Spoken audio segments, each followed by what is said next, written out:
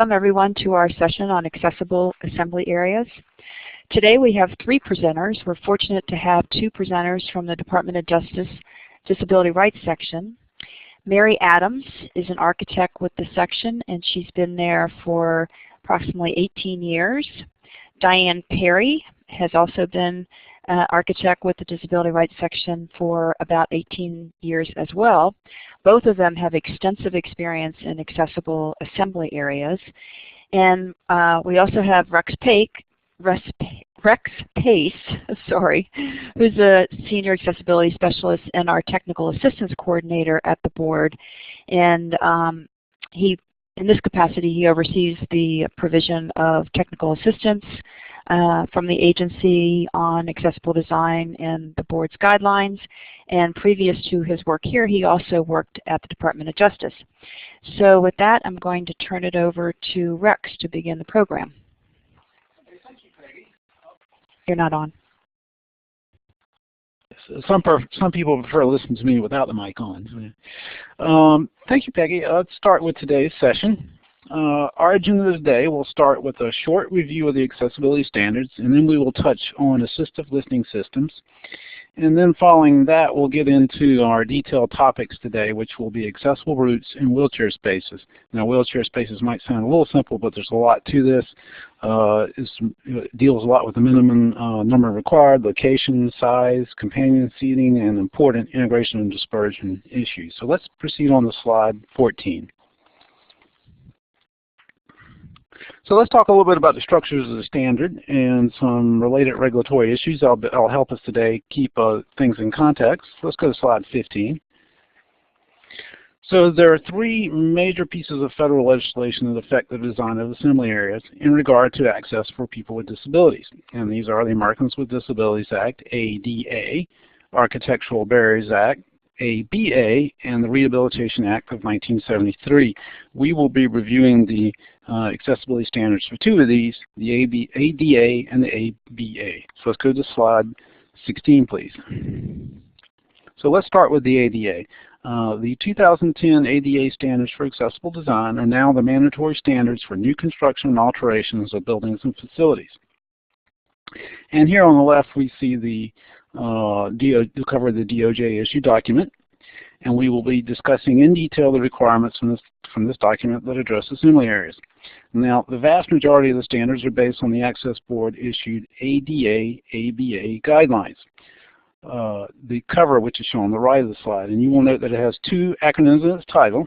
ADA is the part adopted by the Department of Justice, and ABA, the Architectural Barriers Act, that was adopted by key federal agencies. So we'll talk a little bit more about this in a minute. Slide 17, please. So here's a list of the key sections for the 2010 standards of the ADA that address assembly areas. And you will note that the first 2 sections here at the top of the screen have somewhat different numbers than for the 2004 ADAG portion. The ADAG was the part based on the Access Board requirements. These sections are reflective of the regulatory sections in Titles 2 and 3 of the ADA for new constructions and alterations, and in this case, those sections specifically addressing assembly areas. So these were added into the 2010 standards. Now, for those of you working only on projects only covered by the Architectural Barriers Act, these first 2 sections on the list will not apply. So let's talk a little bit more about the ABA now. Slide 18, please. So it's important to remember that the ADA does not cover federal facilities. Federal buildings and facilities are covered by the Architectural Barriers Act, or the ABA. And I did not come up with the acronyms being so close. That's just the way it worked out. They're completely different words. So the ABA covers facilities that are designed, constructed, altered, or leased by or on behalf of the United States. And also covers facilities receiving certain types of federal assistance. Now, it is possible you'll have a facility that might wind up being covered by both the ABA and the ADA for various reasons. So let's go to slide 19, please. So as shown on the diagram here on this slide, we can see that the ADA and ABA share the same technical requirements that have different scoping provisions. And of course, the ABA part was not adopted for the ADA, hence the term 2004 ADAG. Slide 20, please. And here are a list of the key sections of the ABA for the assembly area requirements. And we see it's all the same numbering as for the ADA, except we should note that there's an F that's been put in front of the scoping sections. F, I assume, means federal. Now, or you can think of it as meaning F, federal. So now for all the topics today, the requirements are going to be the same, except for those two added sections in the DOJ issued document. So we're going to talk the rest of the way in terms of the ADA. We're going to talk the rest of the way in terms of the ADA, and bear in mind that there's only those two differences for the ABA. So perhaps the most important thing I have to tell you of all this is, for those of you working on federal facilities, don't throw away the document here pictured, the ABA document pictured here on the right. You're still going to need to look at that to get those scope sections for the federal facilities. Slide 21, please.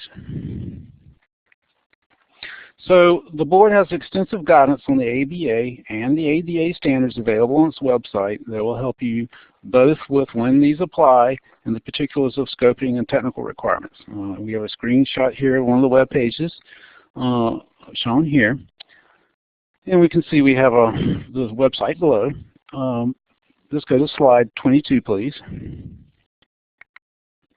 Likewise, the Disability Rights section of the Department of Justice has guidance on the ADA standards and the regulations of the law on its website, ada.gov. And here's a screenshot from the main web page of that site. So you've got two excellent resources, two excellent reference sources here that I would encourage you to check out and bookmark. Slide 23, please. So what is an assembly area?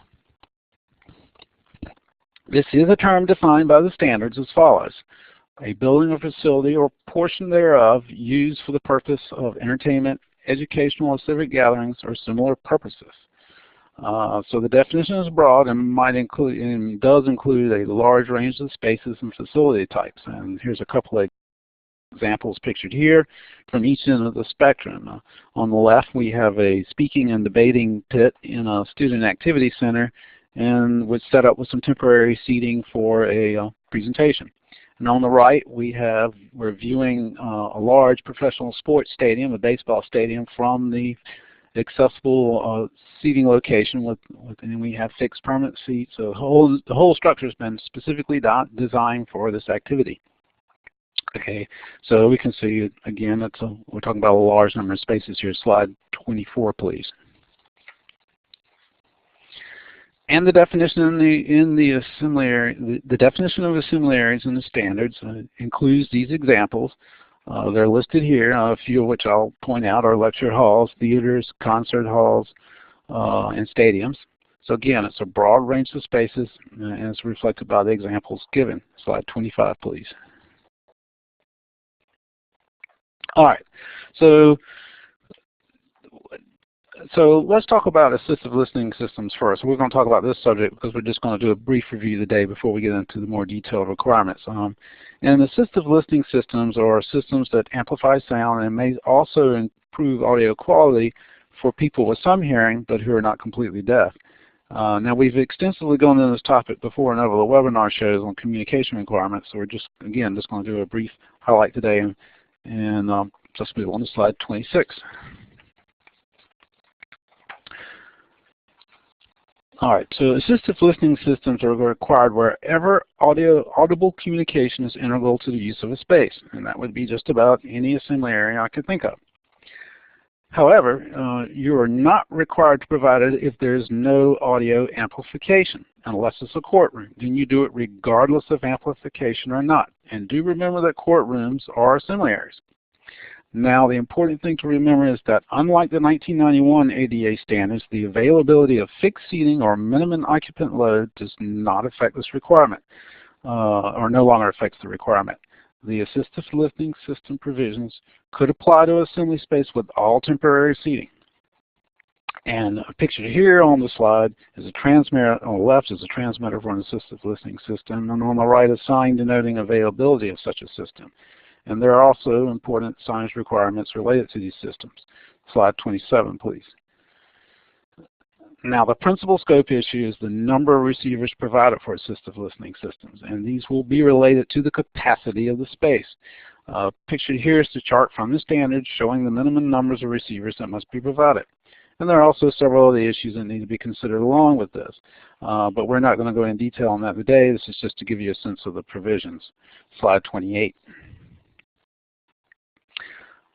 On our left, we have an illustration of someone seated in an assembly area adjusting a receiver with a headset. This is the receiver portion of the assistive listening system. Now, the standards do not mandate a specific kind of assistive listening system, but it does include a number of technical provisions that apply to a number of systems that are typically used. An assistive listening system can be directly hardwired. You can be directly hardwired into the building, but most systems used today are wireless, and they utilize either FM radio waves, infrared light, or electromagnetism inside an induction loop. Again, we have addressed these in a lot of detail in our previous webinar on accessible communication elements and features, and you can find this show in the archive section of the Accessibility Online website. So we did get an advanced question about the provision of sign language and interpreters or real-time captioning in assembly areas. And these are in services that are important to a lot of people, particularly if you have no hearing at all and an assistive listening system is not really going to be that helpful to you. These standards do not address these kinds of services. It only addresses assistive listening systems as related to the building or the facility. The ADA regulations, as opposed to the standards, do have provisions for auxiliary aids and services to provide effective communication. These are beyond our focus on the standards and the time we have available today, but they are addressed in the regulations, and you need to refer to those sections that are relevant. The ADA.gov website is a good source of info on this topic. Slide 29, please. So let's move on to our first topic that we're going to go into in more detail today, and that is accessible routes. Slide 30, please. So assembly areas are spaces that must be accessible and connected by an accessible route to the other accessible spaces and elements of the facility, including accessible building entrances. Section 206 of the standards sets these scope requirements for accessible routes, specifically Section 206.2.4, Spaces and Elements. Chapter 4 of the standards provide the technical requirements such as route width, maximum slopes, ramp requirements, and so forth. We're only going to address those accessible route technical requirements today if there's something unique to assembly areas, and there are a couple. And this illustration this is an illustration of an aerial view, above view of an auditorium, and we can see the accessible route. It connects the wheelchair spaces to the rest of the building and to accessible emergency egress from the facility. The wheelchair spaces are those locations where there is a floor area for use by a person seated in a mobility device, and we will discuss these in more detail shortly. Now, a question was submitted asking if there were any distance limitations on the location of accessible toilet rooms from the accessible seating areas. And while this might be a good thing to be conscious of when designing the facility, there are in fact no provisions requiring that toilet rooms be located within a minimum distance of wheelchair spaces. Let's go to slide 31, please.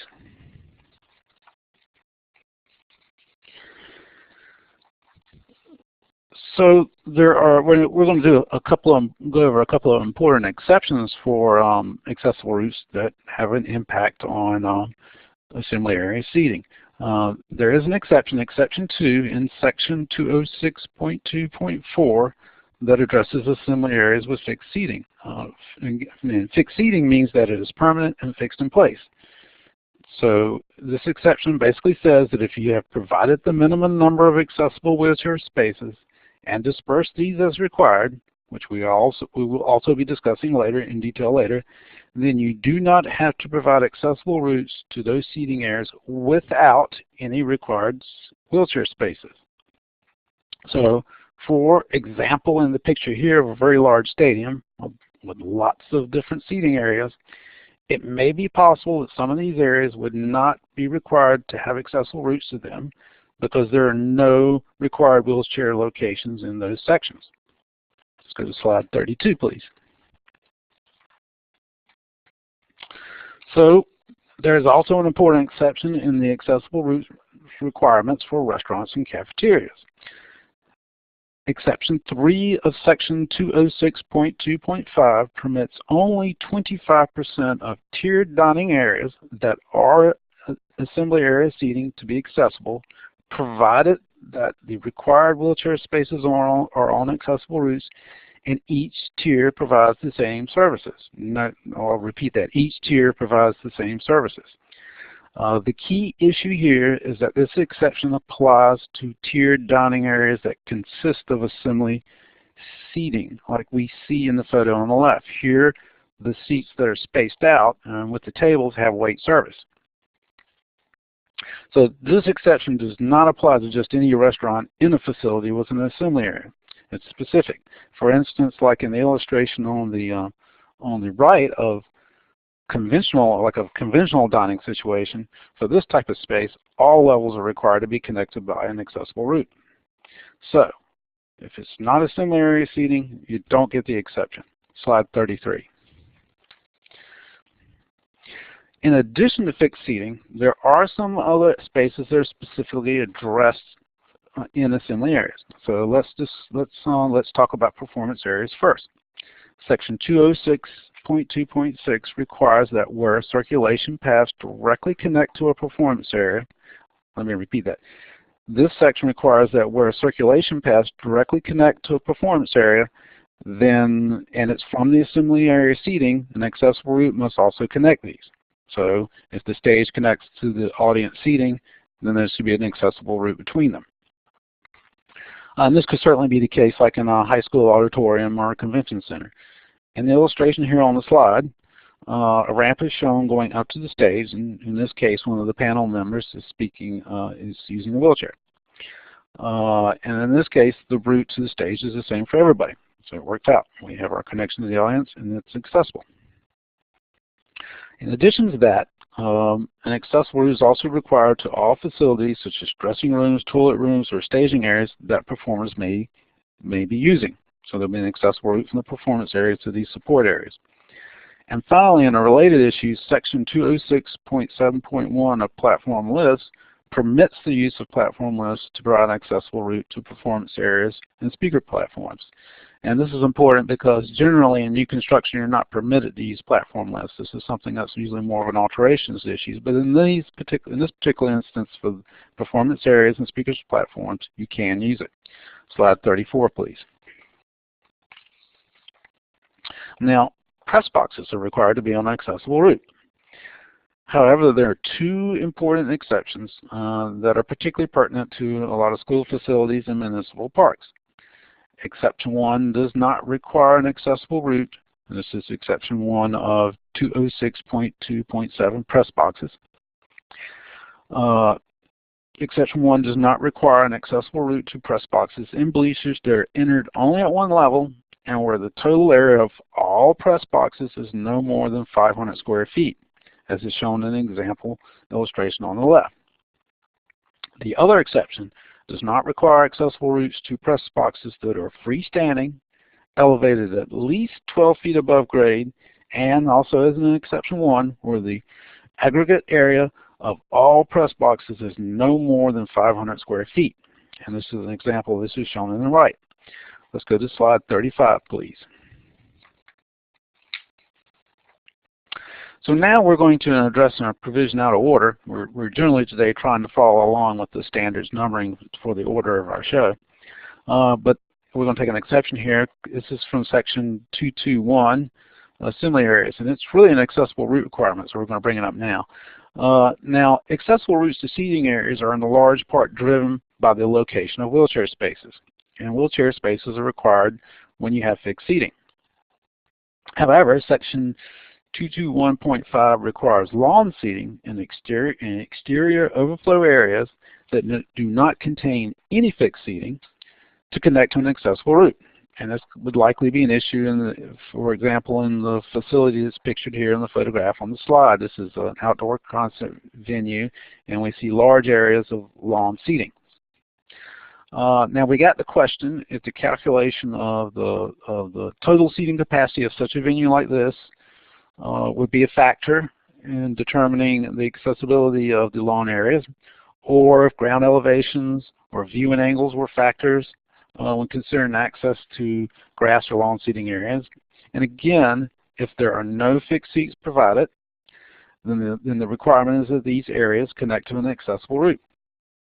There would be no requirement for designated seating locations with accessible routes to these somewhere within the grass area. Again, it's access to the area. But if you have fixed seating, that will change things. Slide 36. And finally, we're going to review a couple of exceptions in the technical requirements for handrails. And these will be important for practical reasons in the design of seating circulation. This is in the technical section, Chapter 5. So we're going to talk about it. The exception for Section 505.2 permits handrails to be provided on either side or within the aisle ramp instead of requiring it on both sides. If you think of a conventional ramp, you always have handrails on both sides. Well, in aisle ramp within seating, we have some practical challenges, and one of them is that we may not have a wall to put a handrail on. Like in an example here on the left, we have a wall to one side, but the other side needs to be open to the seating, so we're permitted to just have the handrail be on one side. The other important exception, this is for Section 505.3, has to deal with the continuous nature of handrails, and it permits handrails to not be continuous. In the illustration on the right, we have an aisle with seating on both sides, so we really must mount the handrail within the aisle, as per the previous exception we discussed, and we also will probably have to break this handrail into segments to permit passage between the seating sections to each side of the aisle. So in the example on the right, both exceptions apply. So that covers my section. So now I'll turn it over to my colleague Diane Perry from the Department of Justice to discuss the requirements of the wheelchair spaces and companion seating. So thanks, Diane, and I turn it over to you. Thanks, Rex. So we're on slide 37 now. So now that Rex has filled us in on providing accessible routes to elements and spaces in assembly areas, I'm going to fill you in on the scoping and technical requirements for wheelchair spaces. Moving on to slide 38. As Rex had mentioned earlier, assembly areas come in different shapes and sizes. As shown on this slide, assembly areas include small classrooms, medium-sized theaters, and large stadiums. And while some assembly areas have fixed seats, such as the theater and the stadium on this slide, others have movable seating, such as the classroom. And while the scoping in Section 221 specifically references fixed seating, don't forget that the program access requirements of Title II require access to programs offered by state and local governments. This means, for example, wheelchair spaces may be required in classrooms with movable seating. Likewise, the equal opportunity provisions of Title II state that individuals with disabilities shall be afforded the full and equal enjoyment of the services of a public accommodation. So, for example, a dinner theater with movable tables and chairs will still be required to provide wheelchair spaces. Moving on to slide 39. Scoping for assembly areas is found in Section 221 of the 2010 standards. And the scoping section addresses 3 types of required seats: wheelchair spaces, companion seats, and designated aisle seats. And the scoping section will tell you how many of each seat type are required and where they shall be located. The table shown on the slide, Table 221.2.1.1 from the 2010 standards, indicates the minimum number of wheelchair spaces that are required based on the number of seats that are provided in an individual assembly area. Moving on to slide 40. In the 2010 standards, there is an increase in wheelchair spaces required in small to mid-size assembly venues from what was required in the 1991 standards. So we're talking about assembly areas in the 150 to 300 seat range, such as the lecture hall shown in the photo. In the 1991 standards, assembly areas with a seating capacity between 51 and 300 were required to provide 4 wheelchair spaces. In the 2010 standards, this seating capacity has been broken down into 2 separate categories. Assembly areas with a seating capacity of 51 to 150 seats are still required to provide 4 wheelchair spaces. However, assembly areas with a seating capacity between 151 and 300, and that's about the size of a movie theater, are now required to provide 5 wheelchair spaces. Moving on to slide 41. However, the story is very different for large assembly venues that have more than 500 seats, such as this arena. Slide 42.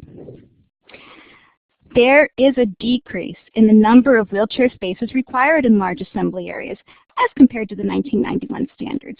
In the 1991 standards, assembly areas with a seating capacity of 501 or more are required to provide wheelchair spaces equal to 1% plus 1, or a fraction thereof, of the seating capacity. In the 2010 standards, large assembly venues have been broken down even further. Assembly areas with a seating capacity between 501 and 5,000 are now required to provide 6 wheelchair spaces for the first 501 seats, plus 1 wheelchair space for each 150 seats, or fraction thereof. For assembly venues with a seating capacity of 5,001 or more, 36 wheelchair spaces for the first 5,000 seats, plus 1 additional wheelchair space for each 200 seats, or fraction thereof, is required. Now, just to give these numbers a little bit of context, for example, per the 1991 standards, a 40,000-seat baseball stadium was required to have 401 wheelchair spaces. Now, per the 2010 standards, the same size baseball stadium is required to have 211 wheelchair spaces. So this is just about a 50% decrease. Moving on to slide 43. The regulations for Title II, Section 35.133C, and the regulations for Title III, Section 36.211C, both have a section titled Maintenance of Accessible Features. These sections both say the same thing, and that is, if the 2010 standards reduce the technical requirements or the number of the required accessible elements below the number required by the 1991 standards, the technical requirements or the number of accessible elements in a facility subject to this part may be reduced in accordance with the requirements of the 2010 standards. Okay, so what this means is that a facility built per the 1991 standards that has wheelchair spaces equal to 1% plus 1 of the seating capacity can infill those spaces with stadium seating down to the number of wheelchair spaces required by the 2010 standards. But when that change is made to the fixed seating plan, the existing wheelchair spaces are no longer safe harbored. So the remaining wheelchair spaces are required now to fully comply with the 2010 standards, including the requirements for dispersion and line of sight. On to slide 44. In facilities with luxury boxes, club boxes, sky boxes, and suites such as arenas, stadiums, and grandstands, the number of required wheelchair spaces is calculated separately from the general assembly seating area. The number of wheelchair spaces required in boxes and suites is calculated on a box-by-box and suite-by-suite basis. For example, if the individual suites that are shown on this slide contain 25 seats each, then 1 wheelchair space is required in each suite. And don't forget that the entire suite has to be accessible as well, including any toilet rooms, kitchens, and dining surfaces provided. Obviously, if everyone else in the suite is able to use the bathroom in the suite, an individual requiring a wheelchair space should be able to use the suite bathroom too. Moving on to slide 45. Other types of boxes are provided in performing arts auditoria, as shown on this slide. These boxes include tiered box seating, where boxes are designed for spatial and acoustical purposes. The number of required wheelchair spaces is not calculated box by box for these type of boxes.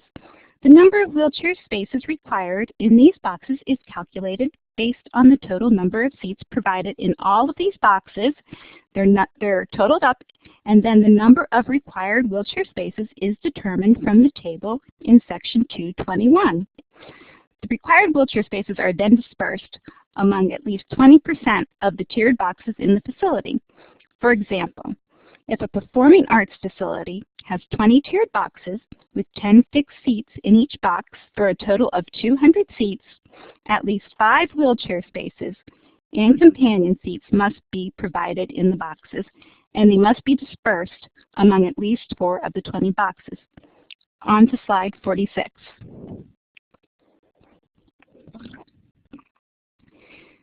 In each team or player seating area, at least 1 wheelchair space is required. The dugout in the left-hand photo does not contain a wheelchair space. However, in the graphic on the right, of the team and player seating area is located in front of a set of bleachers, and 1 wheelchair space is provided adjacent to the team bench. And this wheelchair space is required to be on an accessible route to the field. On to slide 47. So, what happens if a ticket for a required wheelchair space is not sold? Does that mean that the wheelchair space must go empty and the stadium must lose revenue?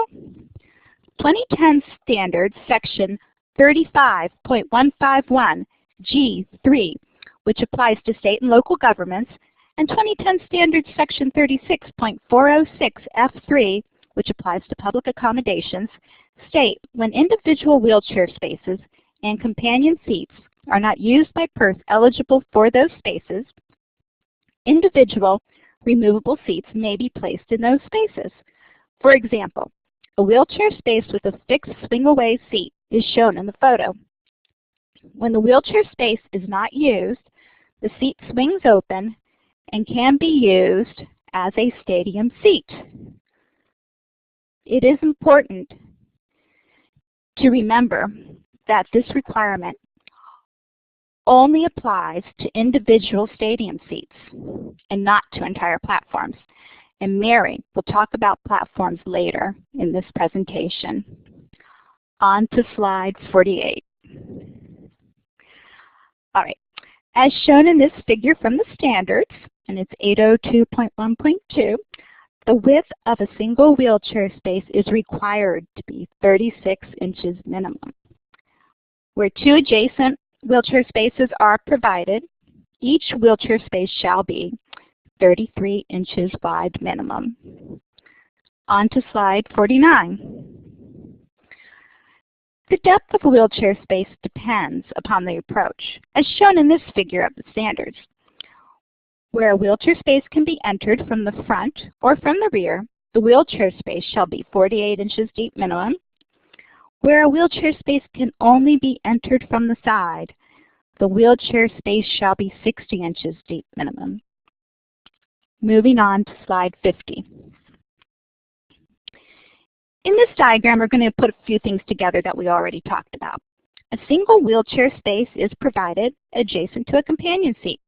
So that single wheelchair space is required to be 36 inches wide minimum. And the wheelchair space is approached from the side. So it is required to be 60 inches deep minimum. 1 full unobstructed side of a wheelchair space shall adjoin the accessible route. In addition, the ground or floor surface of this wheelchair space is required to be level in all directions, with a slope not exceeding 1/48. And the space cannot have a change in level greater than 1/4 inch vertical or 1/2 inch with a 1 to 2 bevel. So, if the accessible route is a slope theater floor, the wheelchair space must be level and cannot slope. Moving on to slide 51. All right.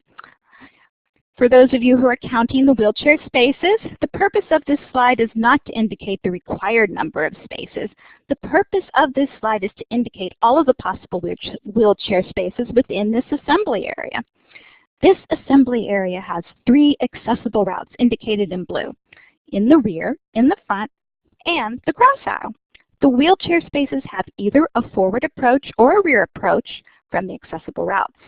The accessible routes cannot overlap the wheelchair spaces. This means that access to any wheelchair space cannot be through another wheelchair space or through a companion seat.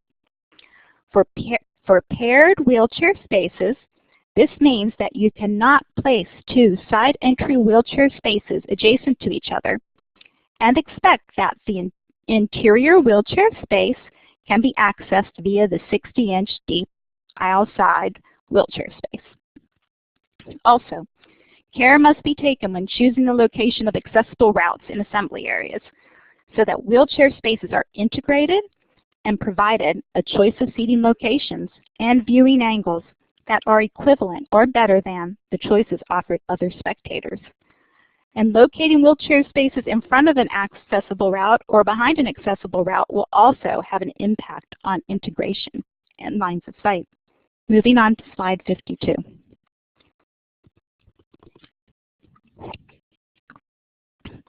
Wheelchair spaces cannot overlap circulation paths.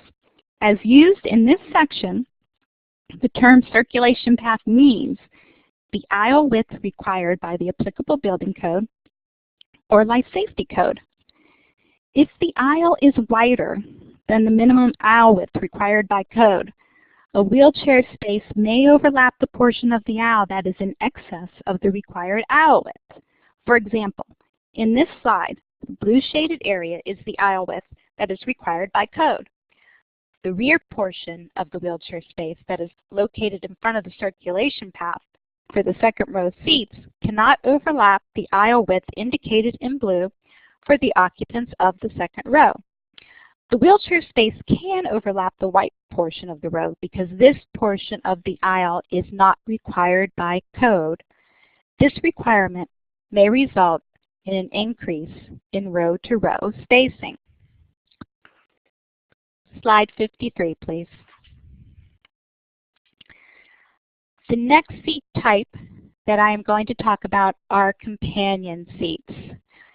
And I'm moving on to slide 54. As shown on this slide, when designing an assembly facility, at least one companion seat is required for each wheelchair space. Slide 55.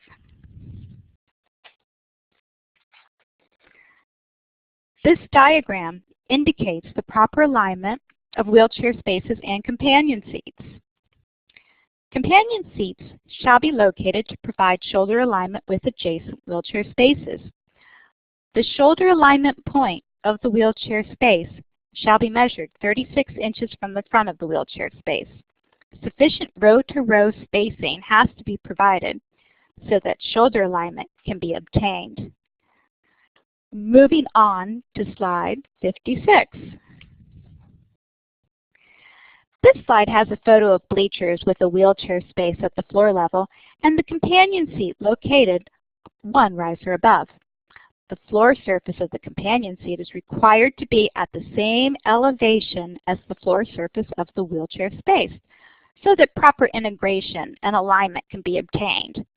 The wheelchair space is required to be located on the riser at the same elevation as the companion seat, or if floor seating is provided for the entire first seating row, the wheelchair space can be located in the first row as long as it is located within the seating footprint, and the companion seat can be located on the floor as well, adjacent to the wheelchair space. Slide 57. The 1991 standards required companion seats to be fixed. The 2010 standards permits the companion seats to be movable. However, sufficient space must be available for an equivalent companion seat. Companion seats are required to be equivalent in size, quality, and amenities to the seating in the immediate area. If the seating in the surrounding area has wide padded seats with high contoured padded backs, armrests, and cup holders, like the photo on the left, then the companion seats must include these features as well. They cannot be folding metal chairs as shown in the photo on the right. Moving on to slide 58. We received a question regarding transfer seats. Neither the 1991 or 2010 standards uses the term transfer seat. However, a lot of people use the term transfer seat to describe designated aisle seats, which I'm going to talk about now. So hopefully this will answer that question. Designated aisle seats are another required seat type. In the 1991 standards, these seats were referred to as aisle seats with no armrests on the aisle side, or with removable or folding armrests on the aisle side. In the 2010 standards, we use the term designated aisle seats to describe this seat type. Slide 59. The calculation of required designated aisle seats required by the 2010 standards has changed from the 1991 standards. The 1991 standards required 1% of all seats to be designated aisle seats. The 2010 standards requires at least 5% of the total number of aisle seats provided to be designated aisle seats. This option almost always results in fewer aisle seats being required. For example, on this slide, a diagram of an assembly area with 270 seats is shown. The 1991 standards required 3 aisle seats for an assembly area of this size. But in the 2010 standards, we count aisle seats only to determine the number of designated aisle seats. 26 aisle seats are provided, so 2 designated aisle seats are required. Aisle seats are not required to be on accessible routes, but they are required to be located closest to accessible routes, starting with the rows closest to the accessible route at the top and bottom of each aisle as shown on the slide. Moving on to slide 60. This is a photo of a designated aisle seats, where armrests are provided on seating in the immediate area. Then armrests are required on the designated aisle seats. The armrests are required to be either folding or retractable, and the seat is required to be identified by a sign or a marker. And now, on to Mary Adams for integration and dispersion. Thank you, Diane. So Rex and Diane talked about the regulations, accessible routes to wheelchair spaces, and numbers of and technical provisions for wheelchair spaces and companion seats in assembly areas, among other requirements. Now I will talk about the requirements for integration and dispersion. The 2 overall requirements are wheelchair spaces and companion seats must be an integral part of the seating plan, integration, and wheelchair spaces shall be located to provide spectators with choices of seating locations and viewing angles that are substantially equivalent to or better than the choices of seating locations and viewing angles available to all other spectators. Dispersion. The underlying principle for where to locate wheelchair spaces and companion seats is to provide equal opportunity for a good viewing experience for persons with disabilities. This is not necessarily the best experience and definitely not the worst experience. It is the experience that most of the other spectators get. The following requirements are consistent with the Department's long-standing interpretation of the 1991 ADA standards requirements for assembly areas. Slide 62, please. First, before I start with horizontal dispersion, I like to make clear that when I talk about wheelchair spaces, I also mean to include the accompanying companion seat required by the standards. Earlier, Diane stated that Section 221.3 requires that at least 1 companion seat must be provided for each wheelchair space. So on to the elements of dispersion. So one of the elements of dispersion is horizontal dispersion. Section 221.2.3 simply states, wheelchair spaces shall be dispersed horizontally. Horizontal dispersion is the placement of wheelchair spaces in an assembly seating area from side to side. Dispersing wheelchair spaces horizontally provides choices of seating locations and viewing angles to spectators who use wheelchairs and their companions. This is part of the overall requirement I mentioned earlier. This provision has an exception for small assembly areas of 300 seats or less. If the assembly area has 301 seats or more, the wheelchair spaces must be dispersed horizontally. As shown in the drawing on this slide, for small assembly areas, again 300 seats or less, wheelchair spaces do not have to be dispersed horizontally if they are located in the second or third quartile of the row. In this size space, if the wheelchair spaces are located in the first or fourth quartiles, spectators located in these wheelchair spaces would have views of a movie screen, for instance, that would be distorted and not equivalent to what most people get. Providing wheelchair spaces in the second and third quartile keeps them located towards the middle of the row with a more direct view to the screen or performing area. The standards do, however, allow for wheelchair spaces to spill over into the first and fourth quartiles if the width of the row is not wide enough for all of the required wheelchair spaces and companion seats to be located within the second and third quartiles. Slide 63, please. Horizontal dispersion in large assembly venues. You will notice again that the section designations on this slide are different than some of the scoping and technical provisions discussed earlier. As Rex mentioned, the 2010 ADA standards consist of requirements provided in the DOJ regulations as well as the 2004 ADAG.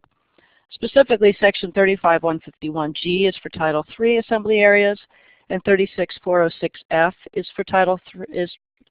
The first one's for Title II assembly areas, and the 36406F is for Title III assembly areas. Although their designations are different due to the two titles, the requirements are the same. For horizontal dispersion in large assembly areas, like the hockey arena shown on the slide, the 2010 standards require that wheelchair spaces be dispersed around the field of play or performance area. Although the horizontal and vertical viewing angles may be equal on one side of the arena and the opposite side of the arena, dispersing around the field of play or performance area provides choices of seating locations. For instance, there are different experiences on the home side of the field versus the visitor side of the field. There may ultimately be a different experience at one end zone versus the other end zone. For instance, there may be student seating in one end zone in a college stadium, but not in the other. A question was asked about whether the number of wheelchair spaces for an entire sport field spectator seating could be consolidated and provided in only one section of multiple separated bleachers. The answer is no, as horizontal dispersion would be required around the field of play, assuming the venue has more than 300 seats. The 2010 standards no longer list choices of admission prices among the requirements for assembly areas. This was in part due to the fact that ticket prices and some amenities may not have been determined during the design of the assembly facility. Horizontal dispersion is one of the requirements that ensures that wheelchair users have a choice of seating locations. Slide 64, please. The next element of dispersion is vertical dispersion. Section 221.2.3.2 states that wheelchair spaces shall be dispersed vertically at varying distances from the screen, performance area, or playing field. Again, this requirement ensures choices of seating locations and viewing angles available to all other spectators. This provision also has an exception for small assembly areas of 300 seats or less. If the assembly area has 301 seats or more, the wheelchair spaces must be dispersed vertically. For small assembly areas, again 300 seats or less, wheelchair spaces do not have to be dispersed vertically as long as the vertical viewing angles are equivalent to or better than the viewing angles available to other spectators. This photograph shows a small assembly area with wheelchair spaces and companion seats located in the same row. Slide 65, please. Vertical dispersion in large assembly areas. For vertical dispersion in large assembly areas, like the performance theater shown on this slide, the 2010 standards require that wheelchair spaces be dispersed at varying distance from the screen, performance area, or playing field. Dispersing at varying distances from the screen, performance area, or playing field provides choices of seating locations and viewing angles.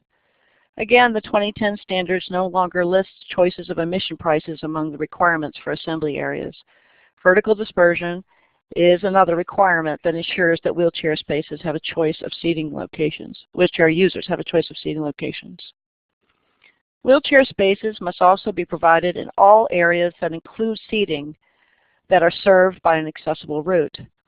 This means that wheelchair spaces must be provided in a particular seating area, even if the accessible route may not be the same route that other spectators use to reach their seats. For example, a baseball stadium provides field-level seats where spectators reach the field seats by an inaccessible route like stairs. An accessible route is provided to the field as required by the accessible route requirements. Wheelchair spaces must be provided in this field-level seating area via the accessible route, even if the accessible route provided is not available to the general public. Slide 66, please. Vertical dispersion is also required in each balcony or mezzanine that is located on an accessible route. In this drawing, the wheelchair spaces are located on the cross aisle, on the main level of the auditorium, dispersed at the rear of the main level, and located at the rear of the balcony. Slide 67, please. Okay, so let's talk about bleachers and vertical dispersion.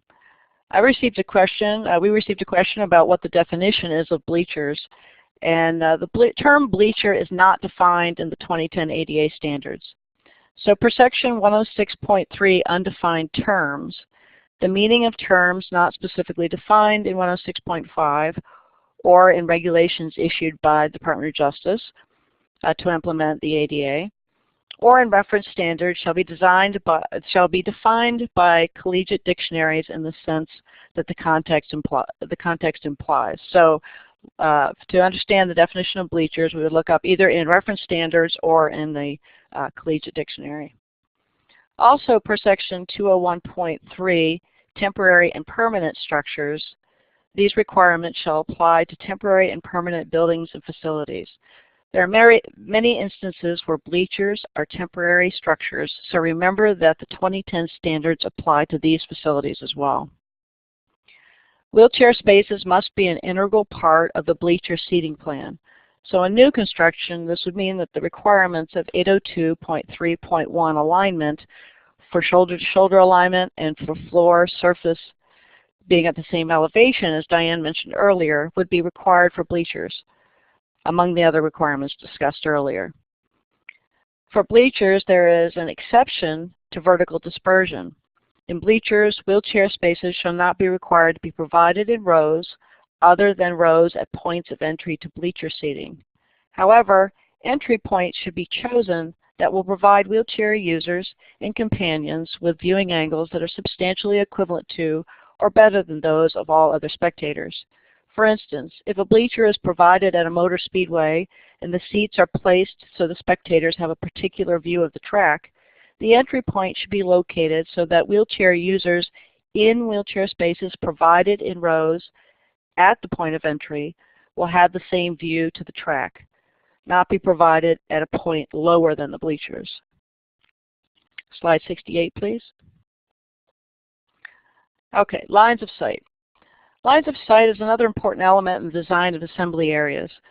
A wheelchair user in a wheelchair space and their companion shall be afforded lines of sight either over the head or between the heads of seated spectators in the first row in front of the wheelchair spaces, or over the head or between the head of standing spectators in the first row in front of the wheelchair spaces. When making the decision about what requirement to meet, the designer must provide the same line of sight as provided for other spectators. Again, these requirements are consistent with the Department's long-standing interpretation of the 1991 standards requirements for assembly areas and the Department's assembly areas technical assistance piece. Let's take a look at the types of lines of sight. Slide 69. Line of sight over seated spectators. Where spectators are expected to remain seated during events, spectators in wheelchair spaces shall be afforded the lines of sight complying with this section. Just a reminder that many venues host different types of performances, so although a venue may be primarily designed for an event where spectators are expected to remain seated, if an event is held where spectators are expected to stand, the venue must be designed to be the most accessible which may mean designing it for lines of sight over standing spectators. The figures on this slide show two types of line of sight over seated spectators. The figure on the left shows the line of sight over heads when spectators are seated. Where spectators are provided lines of sight over the heads of spectators seated in the first row in front of their seats, spectators seated in wheelchair spaces shall be afforded lines of sight over the heads of seated spectators in the first row in front of the wheelchair spaces. The figure on the right shows the line of sight between heads when spectators are seated. Where spectators are provided lines of sight over the shoulders and between the heads of spectators seated in the first row in the front of their seats, spectators seated in wheelchair spaces shall be afforded lines of sight over the shoulders and between the heads of seated spectators in the first row and in front of wheelchair spaces. The standards do not designate what point on the field, court, or performing area the line of sight must be drawn to. However, whatever the point the designer of the venue picks for all spectators in the section to be able to see, the spectators in the wheelchair spaces must have a line of sight equivalent. For instance, if a seated spectator's line of sight is designed to see the 5 feet outside of the sideline of a basketball court, then the spectators in wheelchair spaces must be able to see 5 feet outside the sideline. Slide 70, please. Line of sight over standing spectators. Where spectators are expected to stand during events, spectators in wheelchair spaces shall be afforded lines of sight complying with 802.2.2. The figures on this slide show two types of line of sight over standing spectators.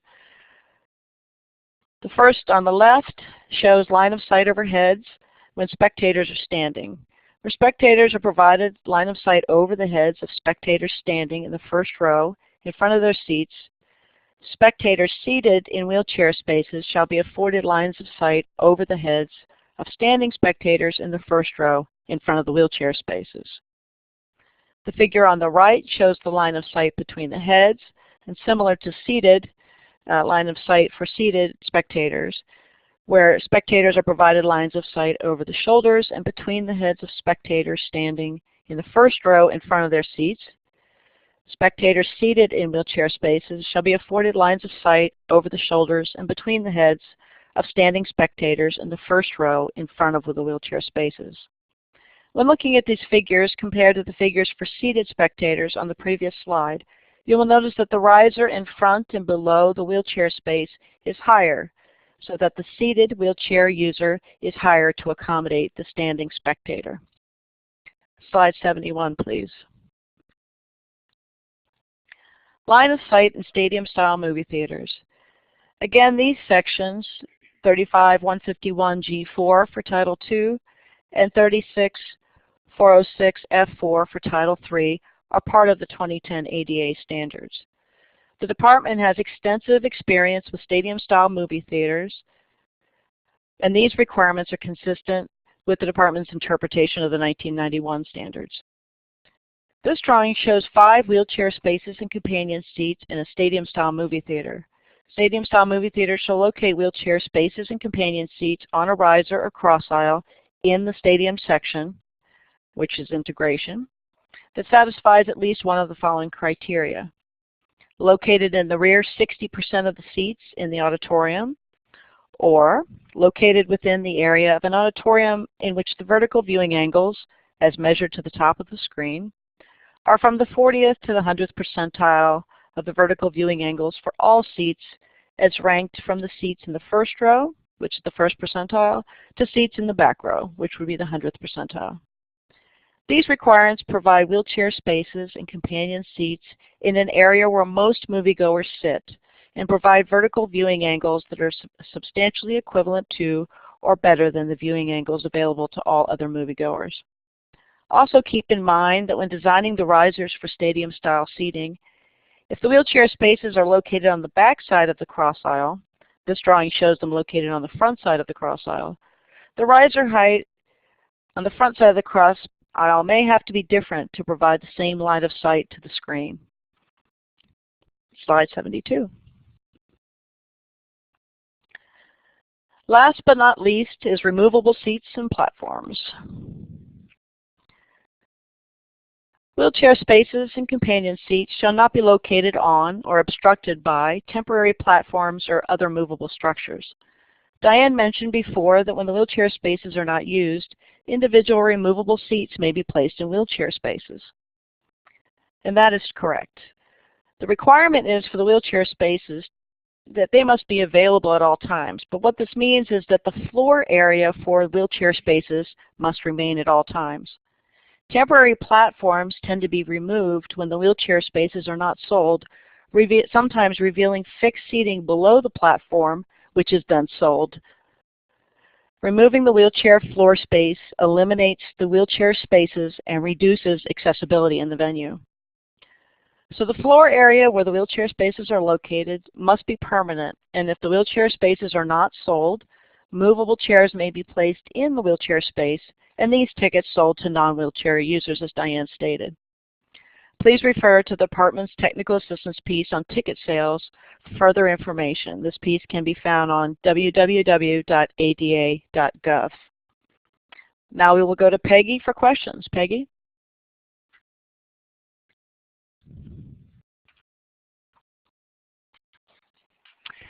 Thank you, Mary.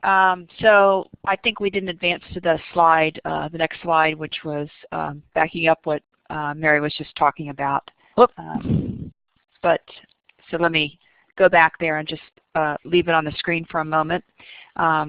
She verbally mentioned all the material that's on the slide.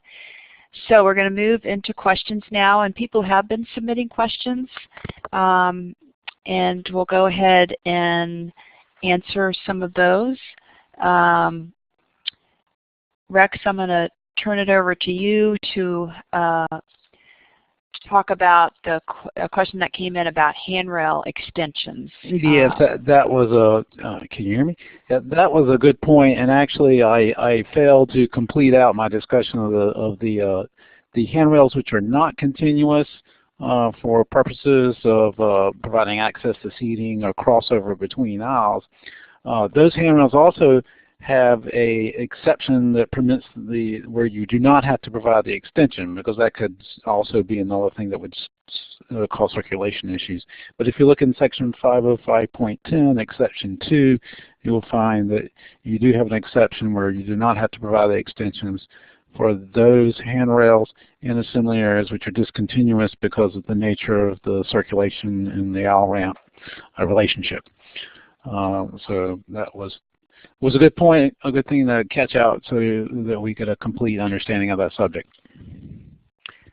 Okay, this is for Diane. There was a couple questions that came in on slide 51 and 52. I guess they were really trying to understand how wheelchair users were accessing the space based on that those two slides. Particularly with slide 52, they wanted to know how the wheelchair would get into the seat. So I'll hand it over to Diane.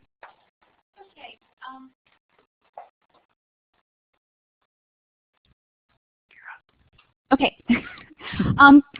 Slide 51 was the slide that showed an entire auditorium that had 270 wheelchair spaces in it. It had 3 accessible routes. Oh, it's up on the screen now. The way these wheelchair spaces are accessed is either with a forward approach or with a rear approach. None of these are accessed via a side approach. The wheelchair spaces are only 48 inches deep. If they were to be accessed with a side approach, they would be 60 inches deep. And you would really, you'll have to visualize that in this slide, but they would really only be a single wheelchair space on the aisle. So it would be much more similar to slide 50 if you're able to flip back to slide 50 in your handouts. And I believe there was a question about, and this slide 50 is showing an individual that's approaching a wheelchair space from the side. So if you can imagine, there would be a row in front of this wheelchair space and a row behind. And they have the full 60 inches to pull in from the side. There was also a question regarding slide 52 and how the wheelchair space entered that space. And in slide 52, there's the 2 rows of seating. The wheelchair space is in the first row, and that connects to the circulation path shown in front, and the wheelchair space just simply backs into that space. That is an acceptable way to enter the space. Okay, thanks, Diane. There were other questions in general that came in related to designated aisle seats and companion seats, and I guess maybe there needs to be a review of how they are different provisions. They were trying to combine them together and wondered if they could be considered the same. So maybe it's just reviewing what the designated aisle seat requirement is and what the companion seat requirement is. Okay. Designated aisle seats and companion seats are 2 completely different types of seats. A companion seat is a seat that is adjacent to a wheelchair space. So a wheelchair space is always located on an accessible route, and a wheelchair space is required to have 1 companion seat adjacent to it.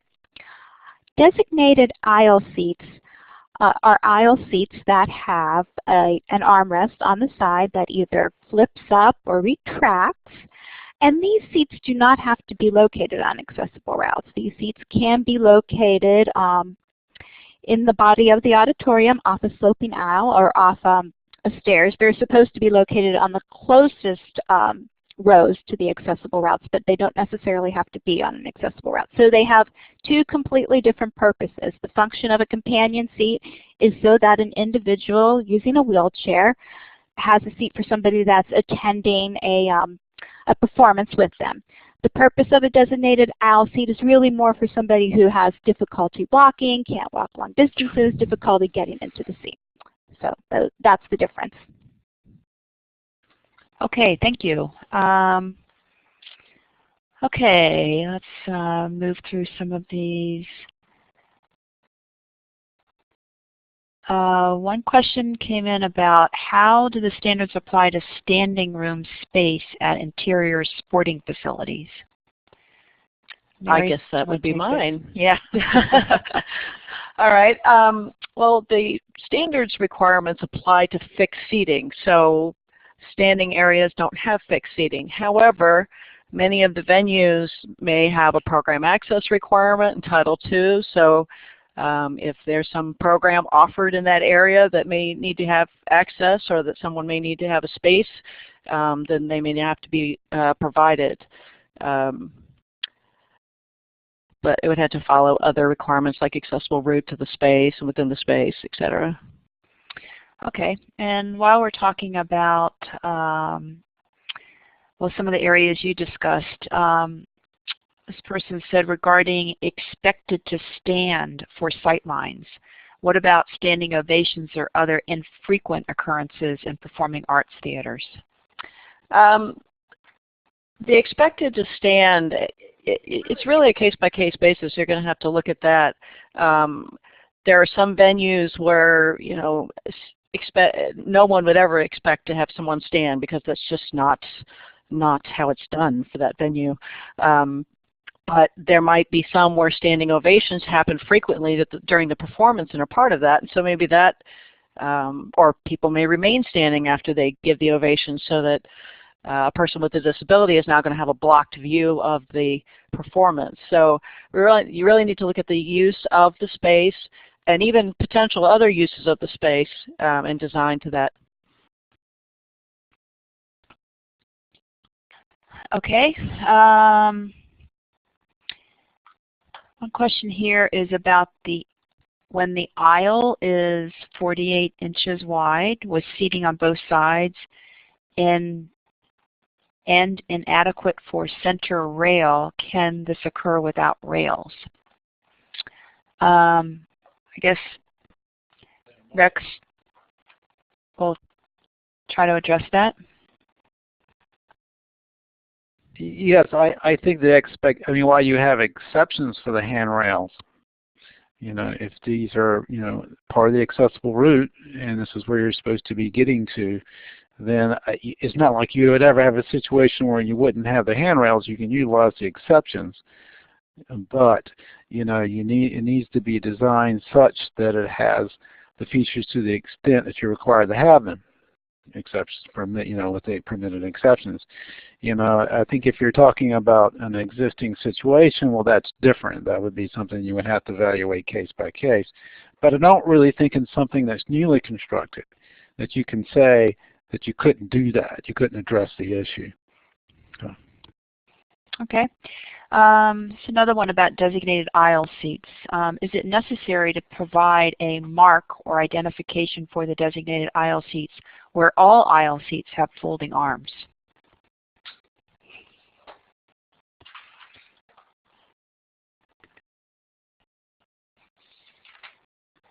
Hi.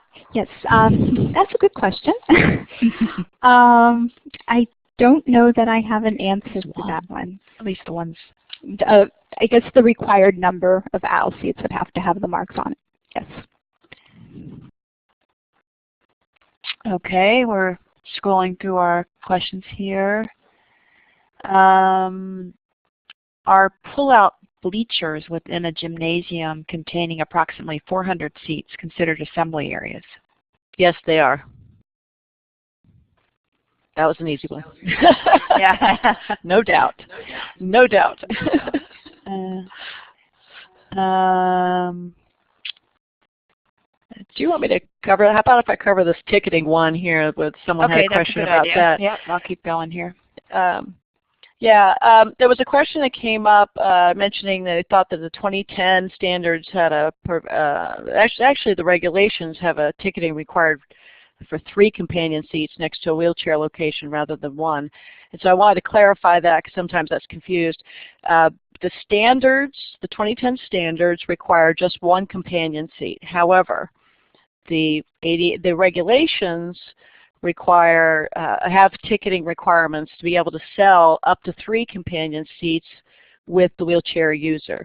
So definitely look online at ada.gov at our ticketing technical assistance piece, which will explain in depth the provisions in the regulation for sales of tickets and how that should be done. Okay. So another one came in about seating requirements. How do they apply in a planetarium or a 360-degree IMAX experience? So we're going to assume that it has fixed seats in it, and yeah, well, do you have experience in this? Not particularly, but it seems to me in general that you know, we'd have to have horizontal dispersion around the venue, and it would have to look at the lines of sight and see how they vary and see where these wheelchair spaces needed to be dispersed to based on lines of sight and opportunities offered. Okay. Another question about the varying distance requirement. So is the varying distance requirement met in an assembly area of more than 300 seats by accessible spaces at the front and back rows of seats only?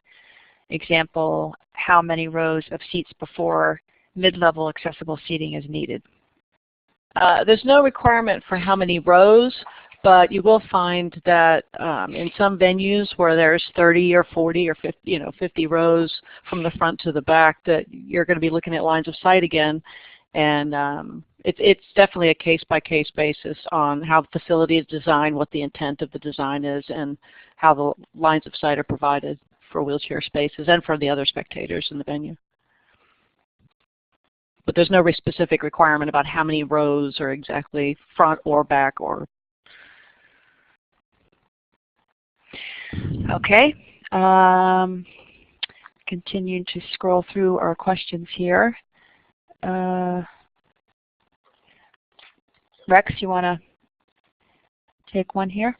Yeah, I was just noticing one of the questions seemed to imply I was asking about the relationship of work surface or dining and work surfaces to assembly seating and how they overlap.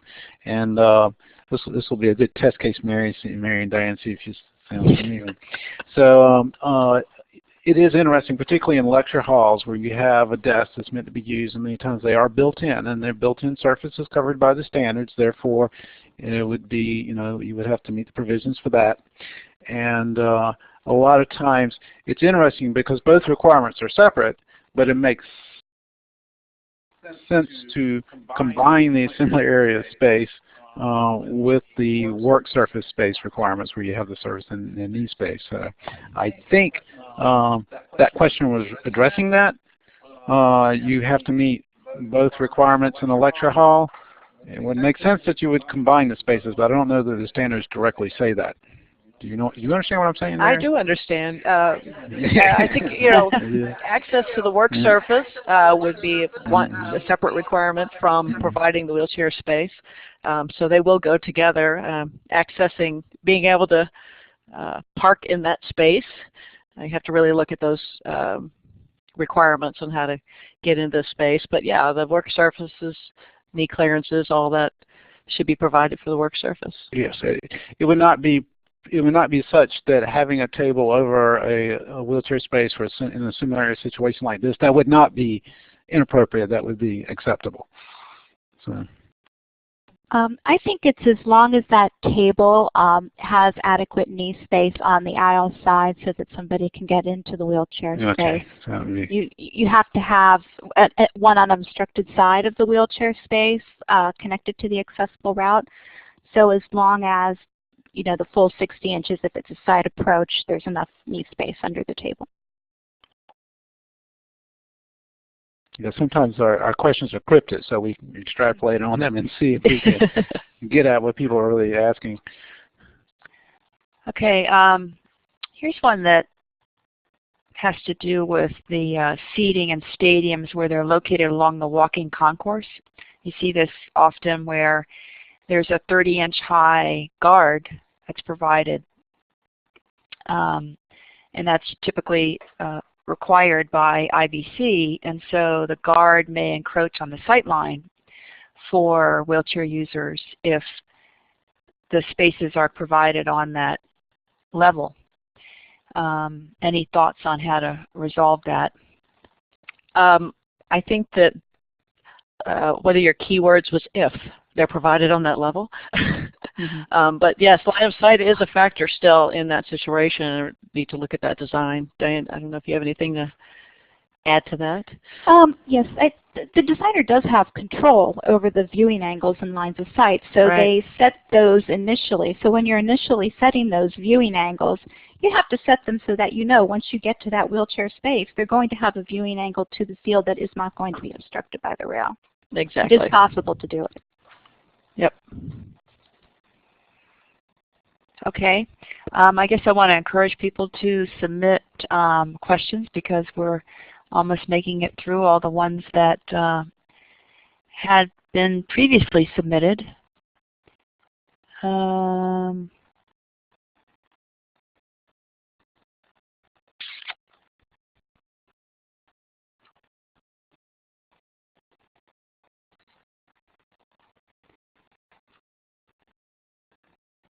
Okay, I see a couple more coming in now. What is the height of a standing person's used in determining the line of sight? That's a great question. So the first person I would go to for that is the designer of the facility. The designer is designing the lines of sight for all of the other spectators based on the potential for people to stand in front of them, spectators to stand in front of them, so whatever height they're using for everyone else should be used to design the line of sight for the wheelchair user. Okay.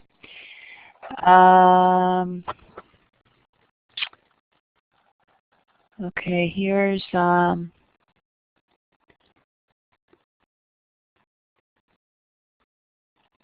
I guess general question about bleachers and companion seating.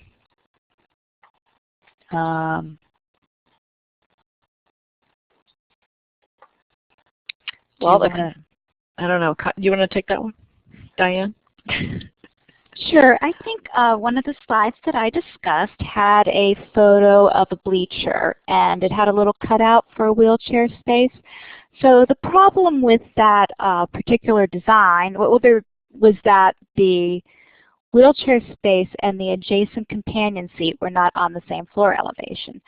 So either one of two things has to happen. Either that wheelchair space has to be located within the first bleacher row and at the same elevation of the companion seat, or there can be an entire row on the floor where the wheelchair space would be positioned adjacent to the companion seat.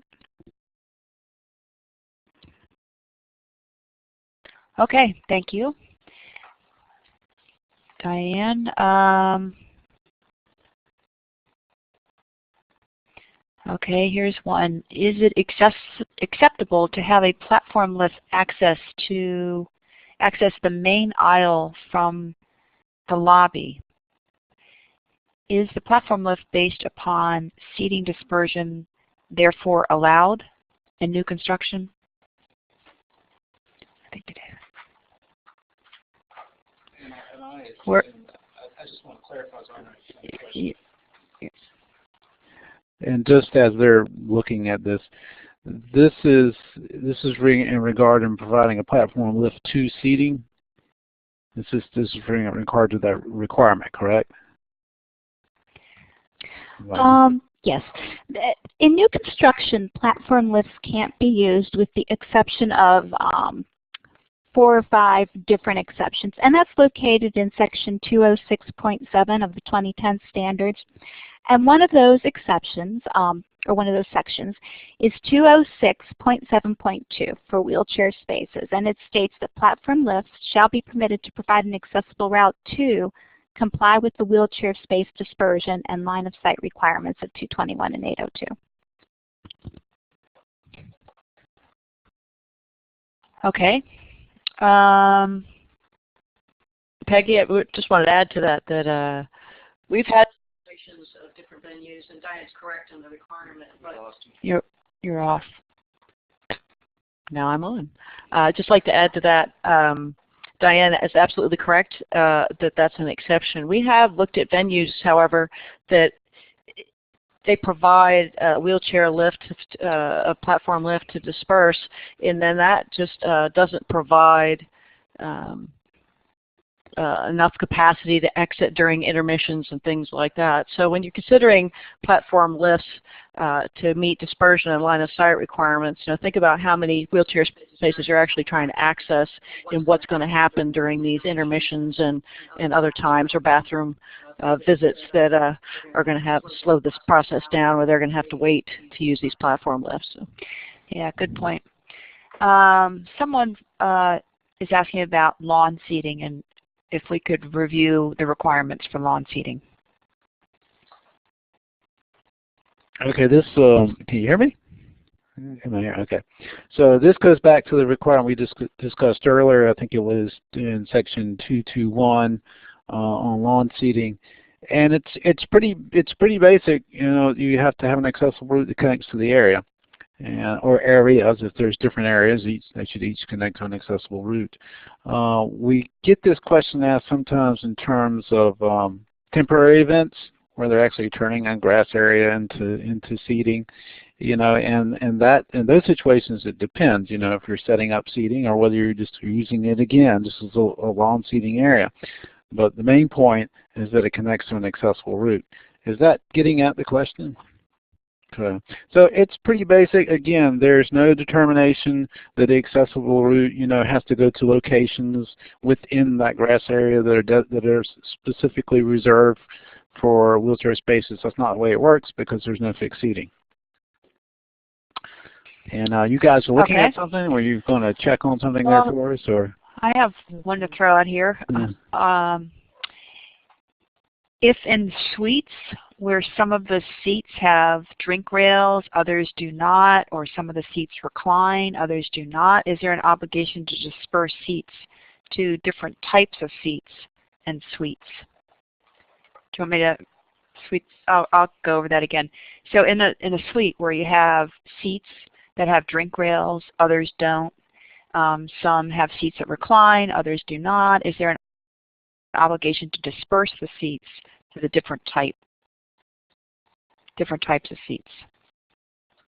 Okay, I'm not sure if the question is about within the same suite there's different seat types.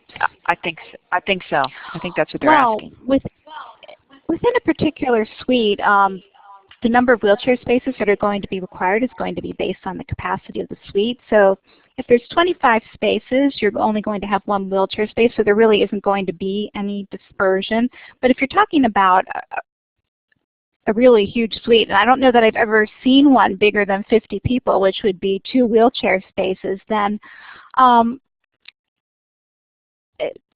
actually the dispersion isn't going to even kick in until you get to 300 something that's 300 seats. So there really wouldn't be a dispersion requirement. I don't think once you get past 300 seats you can really call it a suite.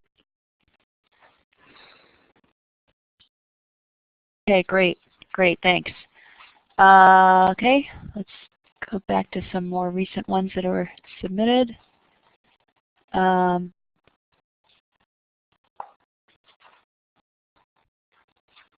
This is in an existing assembly area that has no fixed seating. What are the requirements to meet ADA?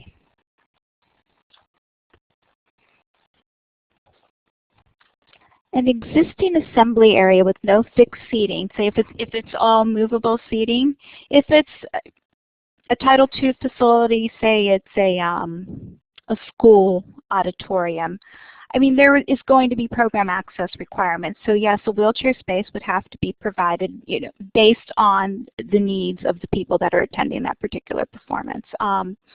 If it's a Title III facility, there still are requirements based on equal enjoyment and access to the services that are provided. So yes, you will have to have wheelchair spaces available for people as they come.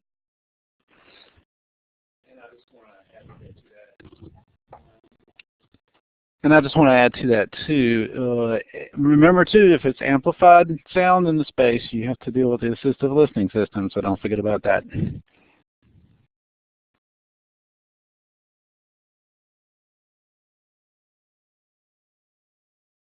Okay, and earlier Rex was talking about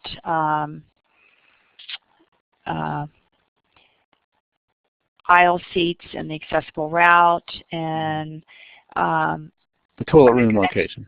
Yeah, and someone in the chat room wrote in that there is a requirement in the IBC that the travel distance to restrooms is limited to 500 feet and 1 story above or below the seating. So I can't verify this. This person was saying it's an IBC requirement. So whoever was interested in that may want to look to IBC for that. Yeah. I would appreciate a requirement like that, but it's not in the ADA standards. Okay. We probably don't have, we might be able to take one more question. And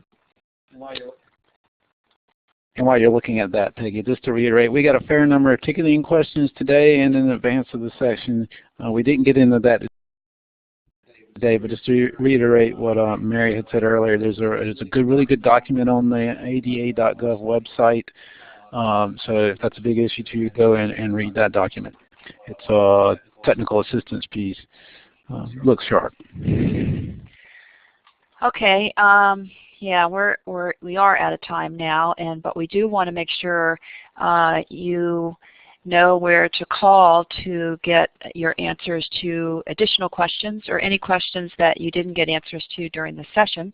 The first slide we have up here, slide 76, is the Department of Justice hotline number. That's 800-514-0301.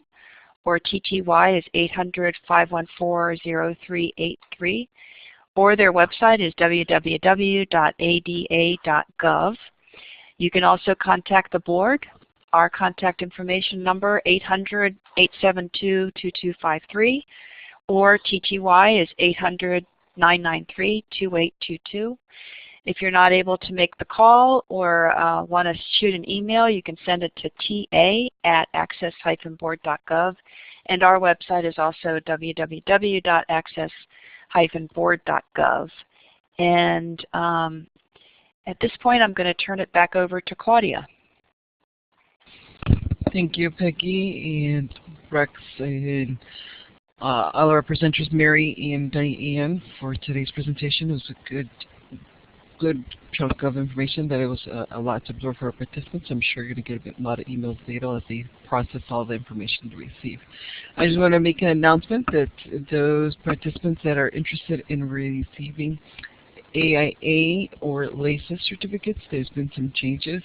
For those that are interested in LACES, they're required to complete a quiz in order to receive the certificate, and that will only be given until that quiz has been completed. So there's a note, and there'll be more information going out in the email after today's session regarding that. AIA members will also receive credit for today's session. Please make sure you provide your AIA number upon the request. You can send a request via email to certificates@adaconferences.org. And I just want to remind everyone that the next session will be July 10th on accessible toilets and bathing facilities. It's an advanced session, so if you have other questions you're trying to get on this topic, please join us July 10th for the next session. So thank you everyone for participating, and that concludes today's session. To exit, you can click on the X in the upper right-hand corner.